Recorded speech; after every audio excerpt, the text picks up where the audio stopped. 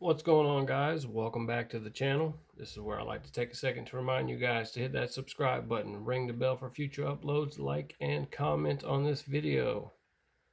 Alright guys, next up on the turntable we've got a Hot Wheels casting. This is a 1966 Ford Fairlane Gt. And I'm going to be doing another giveaway, except this time this is going to be for my Instagram followers. But as always, I want to put the video out for you guys to check out as well. Share it with you guys so you can get a look at it too. I'm sure at some point I'll give you guys my Instagram link. That way, if you care to follow me on Instagram and see what you got to do to win this as one of my followers, then feel free to do that. But to get right off into it, I do have this one drilled apart already like I usually do, but it's been recently requested by one of my subscribers here on YouTube as well as an Instagram follower. He supports me on both platforms, so he's basically asked that I just share a little bit more with you guys about how I do it, what I do it with, and so I'm going to try to do that today with this video and give you guys a little bit more information. So again, like I said, I've got this one already drilled apart. Back everything up a little bit so I can work with you guys here. You can see I've already got it drilled apart, tapped, and I've got some 256 size screws in there already. So first thing I like to do, guys, is I like to drill out the hole for my 256 tap, and what I do that with is a 1/16 drill bit. I know you guys, it's not focusing very well, but you guys know what a drill bit looks like. Point is, it's a 1/16 drill bit. From that point, then I move up to a 9/64, and that's what I use to go ahead and take off the rest of the mushroom top of the post. That way I can pop the car apart. And then once that's done, I just go in with your standard T-handle 256 tap. You guys can get these online just about anywhere you look. eBay, Amazon. I got this particular one at Bright Vision. I believe I got it in, a set. It came with some button head screws. And I use all types of screws, guys. When I first started doing it, I used self-tapping screws, and I still use them from time to time, but I can't find the really good ones anymore. So that's when I switched over to using the tap and using the button head screws, which look a little bit nicer, to be honest with you. They look like the original post. And then also when tapping out and drilling out for the tap, I like to use some lube. I know there's a lot of kinds out there. This particular lube is just some treadmill lube, actually. It was just what I had laying around. I try to emphasize on that a lot. Use what you guys have, don't go out and spend a bunch of money if you don't have to. Keep the hobby as cheap as possible. That being said, there's some things that you got to spend the money on. So another reason why to try to save every little bit you can on these drill bits. Get yourself good drill bits. They make a world of difference. I've used cheap ones, and especially these little ones, these 1/16 ones. If you use the cheap ones, you're very likely to break them off. Other than that, guys, we're going to move along a little bit. That's how I do the drilling the car apart and the tapping process and what I use. So let me take a second here and I'll get the car pulled apart for you guys and we can look at the interior. Alright guys, and here we are taking a look at the interior. The guts of the car, if you will. You got your body, brand new casting. I'm sure as always there will be some casting lines that I'll need to sand down and remove.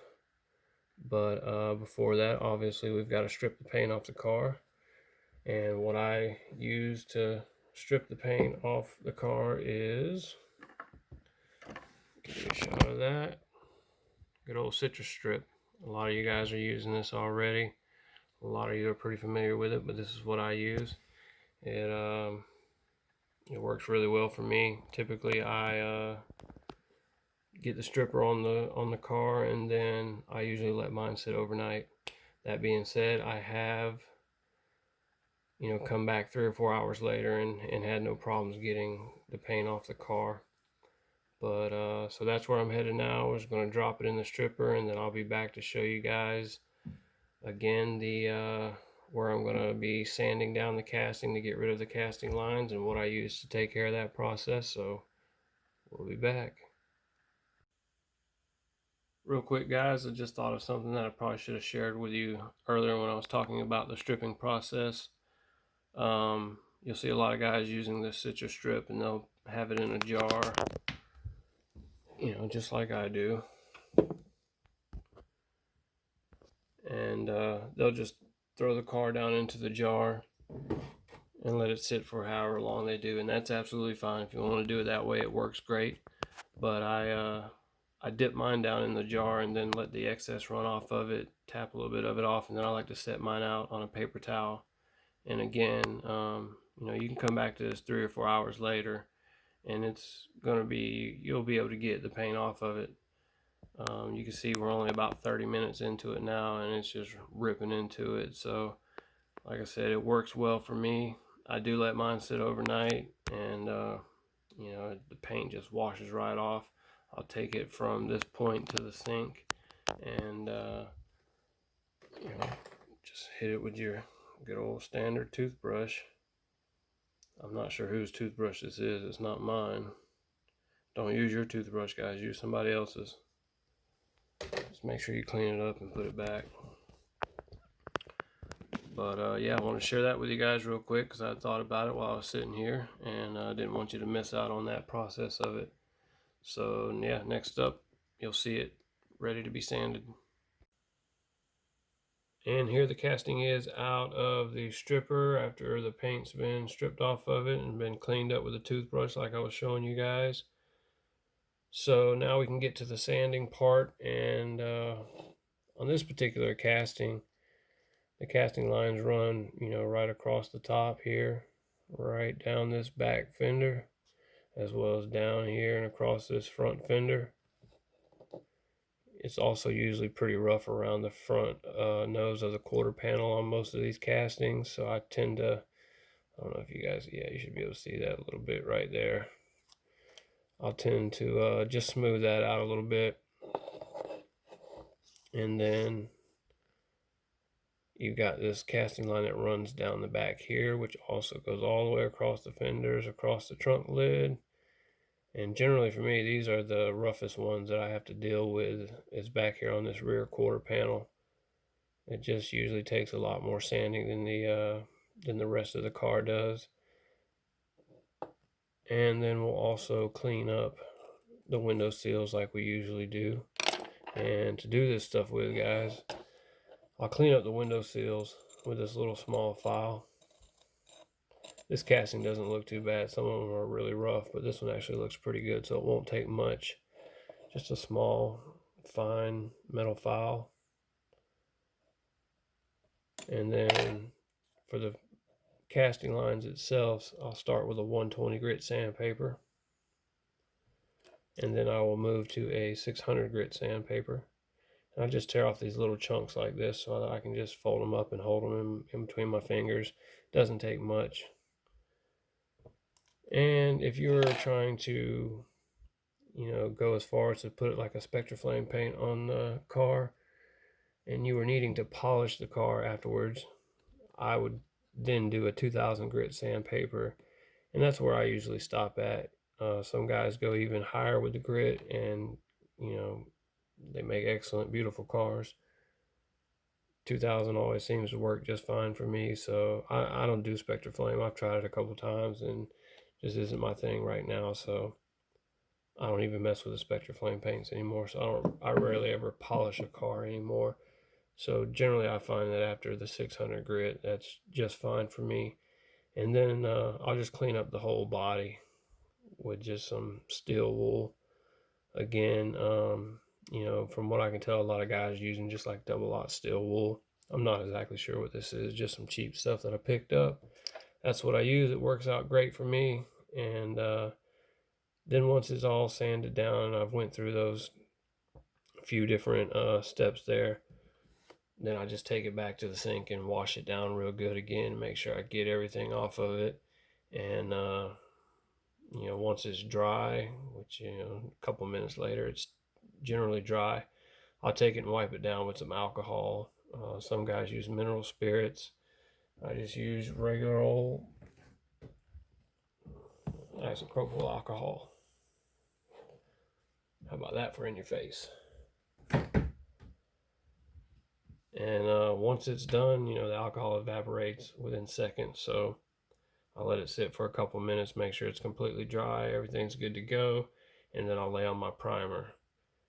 Right now I'm going to take care of the sanding and everything, so I'll probably show you the next step will be the car in the primer.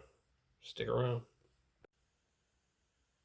Okay, I know I told you guys next up you would see it in the primer, but I wanted to share it with you at this point now that I've got all the sanding done, so you could just kind of see what it looks like, the difference in the way it looks compared to the way it looked before I did the sanding.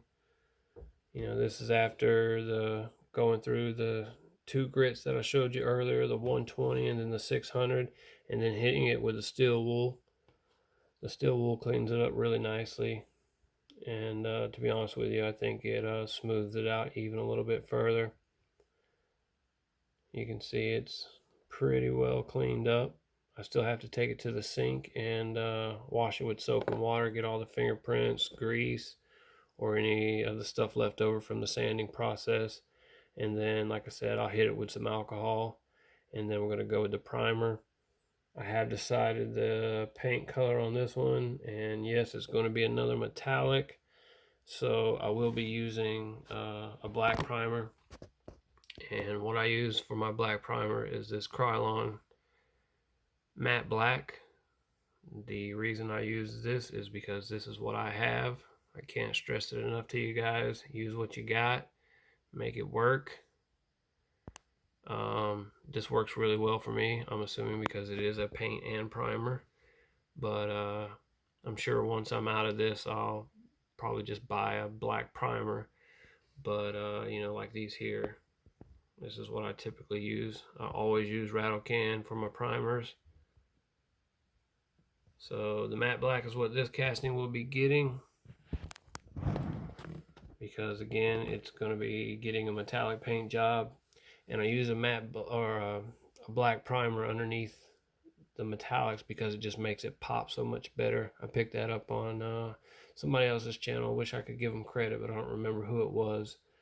But just one of the tips that I picked up watching some other channels, and it definitely works really well.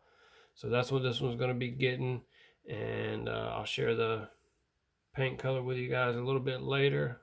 At this point, you'll see it next up in the primer, guaranteed. Alright, as promised, we've got the casting in matte black primer, which I showed you guys earlier. The interior, I decided to leave the original color. I think it's going to look pretty good with the color choice that I picked out for the body. You can see I did detail just the steering wheel and the gear shifter. Did that with the matte black apple barrel acrylic paint, cheap stuff, 50 cents at Walmart. Do all my details with the same acrylic paints that I paint the bodies with. And then you can see I've got the new wheels picked out and already put on the chassis here. Nice set of chrome Bridgestone wheels. And in order to do that, guys, what I try to do, and it doesn't always work out, sometimes they break off, but just easily pry these little plastic tabs off. If they break off, it's not a big deal because I end up super gluing this anyway. So I try to preserve those plastic tabs, but again, sometimes they break off, and it's not a huge deal if you break them off, especially if you're going to super glue the axle in place anyway, which I have done with this particular casting. I was able to preserve the tabs here, as you can see. But again, that being said, I did go ahead and bend them back over and super glued the axles in place. And I like to do that because a lot of times, even if you can get those tabs bent back over, there's still a lot of play in that axle, and sometimes the car won't sit right. It'll have a lot of wobble in it, like this, and I just don't necessarily like that. So I get the axles in place and put a drop of super glue in there, and you can see I've got the Insta-Set back here. Once I get the drop of super glue in there, I go ahead and hit it with the Insta-Set, and that's not necessary. I used to just leave them overnight and just let them dry, but it just depends on how quick I'm trying to move ahead with the process. I did for a long time used baking soda, just your regular standard baking soda. After you drop the super glue on, you can sprinkle a little bit of baking soda on there, and it sets it really quickly as well. I've kind of tend to not do that anymore because it will kind of clump up in there, and if you get it off to the sides of the plastic tabs there, you can start having trouble with your interior where it meets the axles and goes over top of the axles. You can have trouble with it wanting to sit all the way down on it like it's supposed to. You can see here, no problem, it sits down flush like it should. You can pick the Insta-Set up at Hobby Lobby. It works great. And then as far as like when I detail stuff, 90% of the time I detail with a toothpick. That includes the interior as well as the details on the body. Now, again, that's only about 90% of the time. Sometimes I do go ahead and use a really fine tip paintbrush. Just depends on the area. I go back and forth with it, but again, mostly do a lot of my details with the toothpick. So moving on from this point, obviously we'll go into the paint job, and this is the color that I've picked out for the body. It's a metallic topaz. I picked this one mainly two reasons. One, I haven't used this color yet, so I'm curious to see what it's going to look like. I mean, I think it'll look great. I really love the metallic paints. And I also chose that color because of this blue windshield. I really hate when they color these windshields. I wish they would just leave them all clear, or at best, the smoke tint. But anyway, you got to work with what you got sometimes. So typically when I have these colored windshields, which I try not to buy cars with those anymore, sometimes you can't really help it, but either way, I try to match the color so it just doesn't look so off. Like, to me personally, the blue is not too bad, but like say if I were painting this car black and then that blue windshield in there, just doesn't look good to me. That's just my opinion. It's your custom. You can do whatever you want. Decide what you want to do. It's up to you. Now, as far as the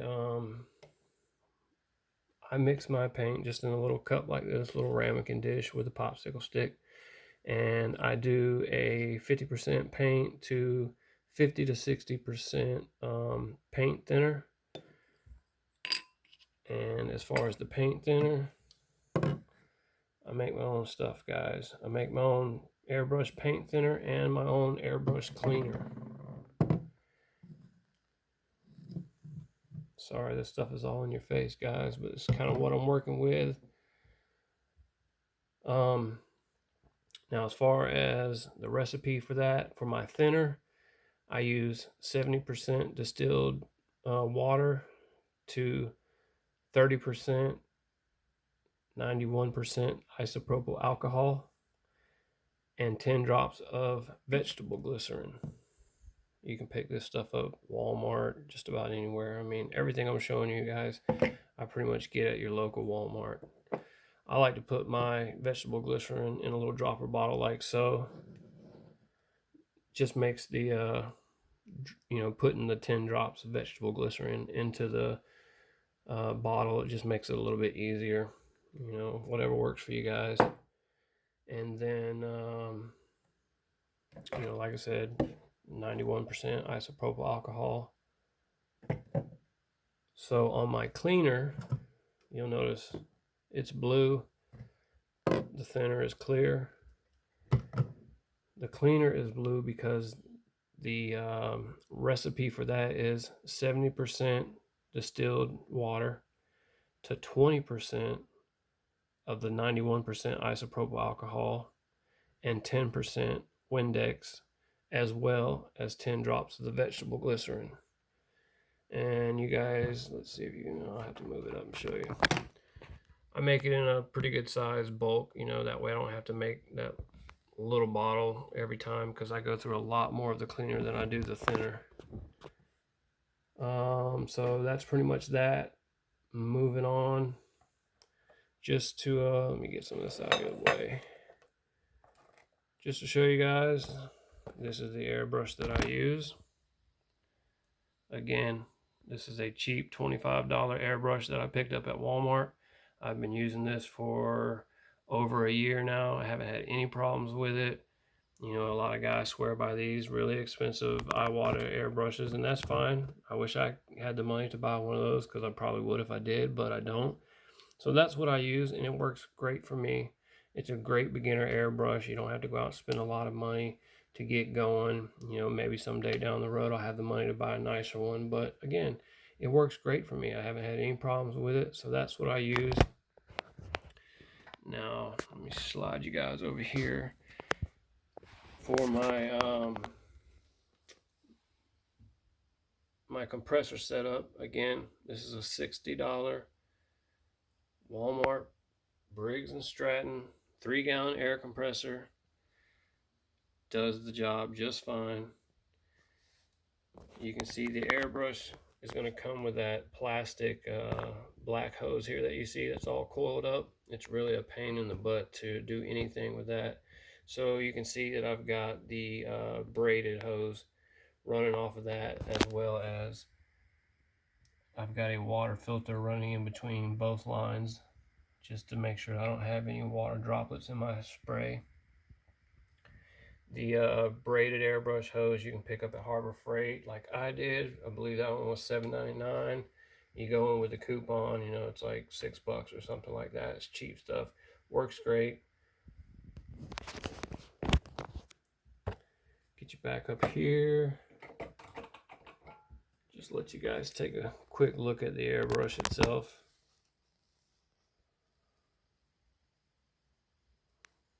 And there she is. And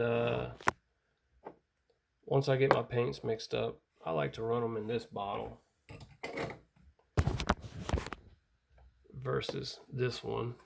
I know a lot of guys use this one. I like to use this one because when I've tried this one, and I have several times, I tend to just spill the paint everywhere. Maybe it's just me, I don't know, but I spill the paint all over the place, and then I've got to try to mix more paint or pour more into it, and it's just kind of a pain. So, and then once the body is painted, then of course I go back and add my details to the exterior of the body. Again, I just use acrylic paints. Whatever I use on this particular one, I will share with you guys here in just a little bit. But last up, obviously once that is done, I'll go in and do my clear coat. And this is what I clear coat with, guys. Good old Pledge floor gloss. Oh yeah, I forgot to mention on my when I spray my paint, I shoot the paint at 20 to 25 psi. Typically about 20 works good for me. And then as far as that Pledge, when I use that as my clear coat, you're going to spray that at about 10 psi, no more than 15 psi, because it is extremely thin. And yeah, you'll learn that if you're spraying it, you know, at too high, if you try to spray it at 20-25 like you do the paint, it's crazy. It's just really thin. So again, I spray the Pledge for my clear coat at about 10 psi. And again, you'll have to see what works for you, what works best, but you're not going to want to go more than about 15 psi on that Pledge. Other than that, I think that's going to do it for this section of the video. I know this video is extremely long, guys, but I'm just trying to be as helpful and useful, and you know, just trying to make sure everybody has a chance to learn a little bit. So I'm going to cut it for now, and then we'll be back. All right, guys, the long-awaited, much-anticipated final reveal is here upon us. So without further ado, there she is. Ford Fairlane.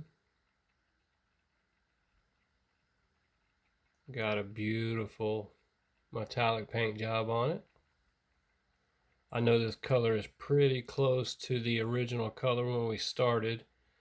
That being said, this one's a couple shades lighter, and the original paint job, if you remember, was a matte blue color. And as you can see, this one's got a nice glossy shine to it. Just want to say thanks to everybody, especially if you've stuck with me through this whole video. Again, the main purpose of this video is to just hopefully be instructional and to help out some new builders, or anybody just looking for a few tips or new ways to do things. Hopefully I've been able to hit on a few of those subjects for you guys, and hopefully somebody can learn something from this video. Like I mentioned earlier in the video, it was requested that I share a lot of the information that I shared in this video. Those of you that follow me know that I don't usually go through that much detail when I do my videos, and I can probably tell you now that future videos will not include as much detail, because personally I like to try to keep them as short as possible. That way people actually want to view the video. You know, I mean, hopefully people will want to view the video for the purpose, you know, that I mentioned. But either way, I'm not going to spend too much time on that. You know, I didn't go with a whole lot of detail on this one. You can see I trimmed out the window frames with some chrome, or in my case, the metallic silver that I use for you know, all my metallic chrome and all that good stuff. And then as far as the little bit of red in the brake lights, again, just cheap acrylic paints from Walmart you can pick up for 50 cents to $1.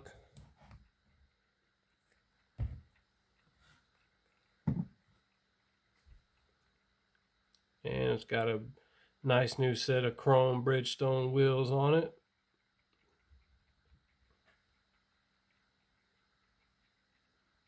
No detailing on the headlights. Did a little bit on the door handles there. You can see the tail lights there. Personally, I think those came out fantastic. Again, this is going to be another piece that I'm going to be sad to see leave, but when I'm doing a giveaway, that's the kind of pieces that I want to give away to somebody. A piece that I'm very proud of, and a piece that I would enjoy having in my collection. You know, that way hopefully somebody else can enjoy it just as much as I do, and will appreciate it as much as I would if I kept it. But so yeah, that's kind of car I want to give away, one that I would like to keep for myself. So that is definitely the case with this one. So whoever the winner happens to be, hopefully they enjoy it. I'm sure they will. I mean, it's a free giveaway. Who can't enjoy that, right? Anyway, I guess I'll let's see if I can share the link with you guys again to make sure Hang on one second.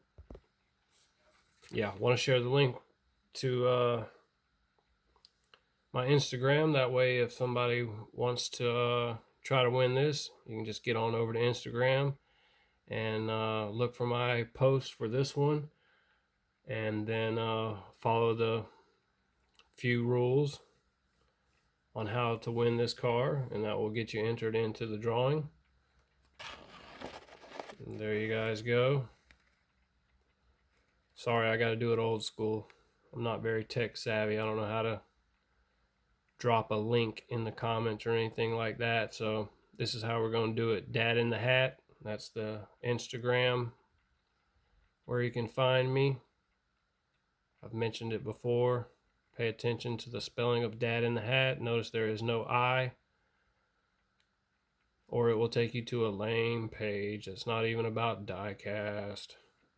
Anyway, so yeah, I guess that's pretty much going to wrap it up, guys. I don't want to spend too much more time. I mean, video is extremely long. So hopefully you enjoyed it. Maybe you learned something. And as always, I'll catch you on the next one. Peace.